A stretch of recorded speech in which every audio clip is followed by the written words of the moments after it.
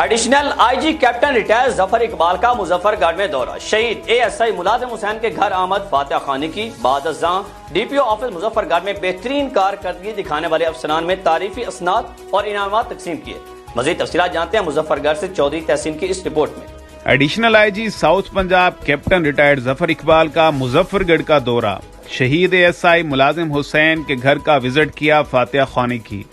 D P O office Muzaffar گڑھ میں بہترین کارکردگی دکھانے والے پولیس افسران میں تعریفی اسناد اور نقد انعامات تقسیم کیے۔ تفصیل کے مطابق additional I G south Punjab captain retired Zafar Iqbal نے R P O Dera Ghazi Khan Muhammad Faisal Rana اور ڈی پی او مظفر گڑھ محمد حسن اقبال کے ہمراہ شہید اے ایس آئی ملازم حسین کے گھر کا وزٹ کیا۔ ایڈیشنل آئی جی نے افسران کے ہمراہ ان کے گھر والوں سے ملاقات کی اور ان کی قربانی پر خراج تحسین پیش کیا۔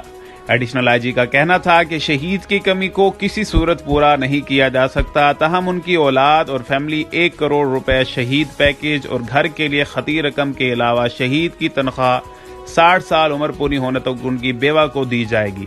ایڈیشنل آئی جی ساؤتھ نے افسران کے ہمراہ پولیس لائنز میں یادگار شہداء پر سلامی بھی دی۔ اس کے بعد D P O office Muzaffar گڑھ میں بہترین کارکردگی دکھانے والے پولیس افسران میں نقد انعام اور تعریفی اسناد بھی تقسیم کی۔